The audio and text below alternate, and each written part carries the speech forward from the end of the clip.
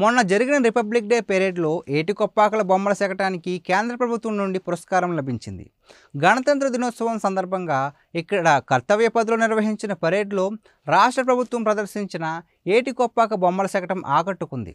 శకటం ముందు వినాయకుడు, చివరన ఎత్తైన శ్రీ వెంకటేశ్వర స్వామి రూపం, ఇరువైపులా బొబ్బిలి వీణలు, తెలుగువారి కట్టుబొట్టును ప్రతిబింబించే బొమ్మల కొలువు, చిన్నారుల ఆటపాటల చిత్రాలతో రూపొందించిన ఈ శకటం ఇటు ఆధ్యాత్మిక భావాన్ని, అటు సంస్కృతిని చాటి చెప్పింది. శకటం నడుస్తున్నంతసేపు బొమ్మలు బొమ్మలు, ఏటికొప్పాక బొమ్మలు, ఆంధ్రప్రదేశ్ బొమ్మలు, ఇవి విద్యను నేర్పే బొమ్మలు, వినోదాల బొమ్మలు, భక్తిని చాటే బొమ్మలు, హస్తకళల హంగులు, సహజ ప్రకృతి రంగులు అన్న గీతాన్ని రాష్ట్రం నుంచి వచ్చిన కళాకారులు, చిన్నారులు నాట్యం చేస్తూ ప్రేక్షకులకు వీటి ప్రాధాన్యాన్ని చాటి చెప్పారు.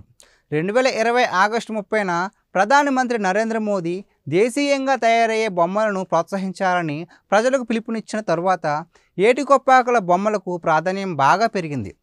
రాష్ట్ర ప్రభుత్వం కూడా దీనికి విస్తృతంగా ప్రచారం కల్పిస్తోంది. ఇటీవల ఆస్ట్రేలియాలోని సిడ్నీలో జరిగిన 67వ కామన్వెల్త్ పార్లమెంటరీ సదస్సుకు హాజరైన స్పీకర్ అయ్యన్న పాత్రుడు అక్కడి అంతర్జాతీయ ప్రతినిధులకు ఈ బొమ్మలను బహుకరించారు.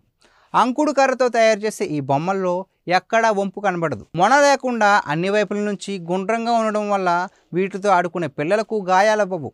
కళాకారులు ఈ బొమ్మల ద్వారా రాష్ట్రంతో పాటు భారతీయ సంస్కృతి సంప్రదాయాలకు మరింత ప్రాచుర్యం కల్పిస్తున్నారు. ఇంతటి అందమైన ఏటికొప్పాకల బొమ్మల శకటానికి కేంద్ర ప్రభుత్వం నుంచి పురస్కారం దక్కింది.